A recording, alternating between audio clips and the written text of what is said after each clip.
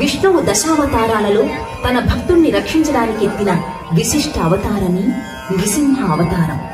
ఇది విష్ణు భక్తుడైన భక్త ప్రహ్లాదుని కథ కూడా ఉచ్చరించకూడదని కఠినంగా ఆజ్ఞాపిస్తాడు. కానీ తన కొడుకైన ప్రహ్లాదుడు మాత్రం సదా విష్ణువునే ధ్యానిస్తూ పూజిస్తూ హరినామ స్మరణ చేస్తూ హిరణ్యకశిపుడికి కోపం తెప్పిస్తూ ఉంటాడు. ఎన్ని విధాలుగా ప్రహ్లాదుణ్ణి బెదిరించినా, ఎన్ని శిక్షలు వేసినా ప్రహ్లాదుడు మాత్రం హరినామ స్మరణ పూజ మానడు. విష్ణువు సగం నరుని రూపంలో సగం సింహం రూపంలో అవతరించడంలో ఒక విశేషం. హిరణ్యకశిపుడు తనకు పశుపక్ష్యాదుల వలన గాని, మానవులు దేవతల వలన గాని, ఏ ఆయుధాల వలన గాని, రాత్రి గాని పగలు గాని మధ్యాహ్నం గాని ఇంట గాని బయట గాని చావు రాకూడదని బ్రహ్మని శివుణ్ణి మెప్పించి వరం పొందేలా తపస్సు చేసి బ్రహ్మాది దేవతలందరి చేత అలా వరం పొందుతాడు. ఆ వరగర్వంతో అతడు అందరినీ అణగదొక్కుతూ ఉన్నాడు. అందుకే విష్ణువు హిరణ్యకశిపుణ్ణి సంహరించడానికి నరసింహ రూపంలో అవతరించాడు. నారాయణ నారాయణ. హిరణ్యకశప, నీవు విష్ణుద్వేషివి, కాని నీ రాజ్యమంతటా విష్ణునామస్మరణం సేవనం పూజనం ఉండరాదని ఆజ్ఞాపించారు కదా. నీ ఆజ్ఞను ధిక్కరించిన వారిని కఠినంగా శిక్షించావు కదా. మరి నీ కుమారుడే విష్ణునామస్మరణ చేస్తున్నాడు కదా, ఎందుకు ఊరకుంటివి? మీరు అబద్ధాలు చెబుతున్నారు నారదముని. నా కుమారుడు ఎన్నటికీ అలా చేయడు. ఓ అలాగా, సరే మరి స్వయంగా నీవే చూడు. నీ సుపుత్రుడు చేస్తున్న నారాయణ నామస్మరణం. ఓం నమో నారాయణాయ, ఓం నమో నారాయణాయ, ఓం నమో నారాయణాయ, ఓం నమో భగవతే వాసుదేవాయ, ఓం నమో భగవతే వాసుదేవాయ. నారాయణ మంత్రం శ్రీమన్నారాయణ భజనం, నారాయణ మంత్రం శ్రీమన్నారాయణ భజనం.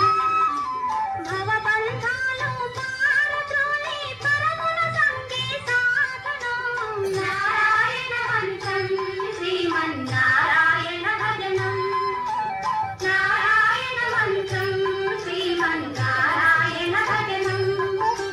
గాలిని బంధించి హఠించి గాదిల పని లేదు, గాలిని బంధించి హఠించి గాదిల పని లేదు. జీవుల హింసించే క్రతువుల చేయవ పని లేదు, జీవుల హింసించే క్రతువుల చేయవ పని లేదు. మాధవ మధుసూదనాని మనసున కలచిన చాలుగా. ప్రహ్లాద, నిన్ను చంపి తీరుతాను. హరినామస్మరణ మానమంటే నన్నే ధిక్కరిస్తావా? తండ్రి, నన్ను చంపినా సరే నేను హరినామస్మరణ మానను. నీవు కూడా ఆ హరిని పూజించు, నిన్ను అనుగ్రహిస్తాడు. స్వామి, ప్రహ్లాదుడు మన సుపుత్రుడు, అతన్ని క్షమించి వదిలివేయండి. స్వామి, అతన్ని శిక్షించకండి. నా ఒక్కగానొక్క కొడుకు ప్రహ్లాదుడు స్వామి, మన వంశాంకురం స్వామి, అతన్ని ఏమీ చేయకండి స్వామి, క్షమించి వదిలిపెట్టండి. నీ విష్ణువు ఎక్కడున్నాడు, ఎలా ఉన్నాడు చెప్పు, వెంటనే అతన్ని సంహరిస్తాను. హరి ఇందు గలడందు లేడని సందేహము వలదు. ఎందెందు వెతికి చూసినా హరి సర్వోపగతుండు. తండ్రి, హరి ఎక్కడైనా ఉంటాడు. అయితే ఈ స్తంభంలో ఉన్నాడా నీ హరి? ఓ, ఈ స్తంభంలో కూడా ఉంటాడు. పిలిస్తే పలుకుతాడు, కాని పిరికి పందలా దాక్కుని లేడు. హరి వీర భయంకరంగా దీనిని చీల్చుకుని రాగలడు. కావాలంటే పగలగొట్టి చూడండి ఈ స్తంభాన్ని. శ్రీహరి తన భక్తులను రక్షించడానికి సదా సిద్ధంగా ఉంటాడు, సర్వత్రా ఉంటాడు. అయితే ఈ స్తంభాన్ని పగలగొట్టి నీ హరిని సంహరిస్తాను, చూడు. తండ్రి, నీవు శరణు వేడుకో, నిన్ను క్షమించి అనుగ్రహిస్తాడు, నీకు ప్రాణభిక్ష పెడతాడు.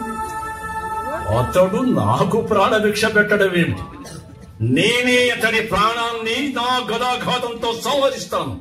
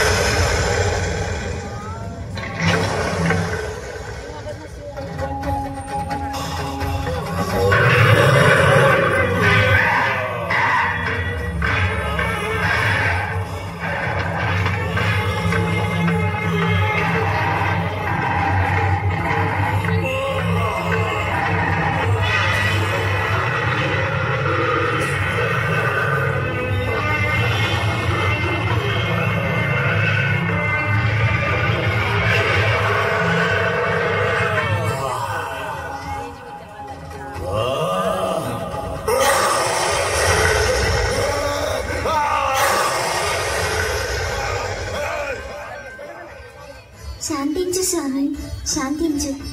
నా తండ్రి గారికి మోక్షాన్ని ప్రసాదించు. ఓం నమో నారాయణాయ, ఓం నమో నారసింహాయ, ఓం నమో నారాయణాయ, ఓం నమో నారసింహాయ. ఈ విధంగా తన భక్తుణ్ణి రక్షించడానికి, దుష్టుడైన హిరణ్యకశిపుణ్ణి శిక్షించడానికి నరసింహ రూపంలో అవతరించాడు విష్ణువు. గోవింద గోవింద గోవింద గోవింద.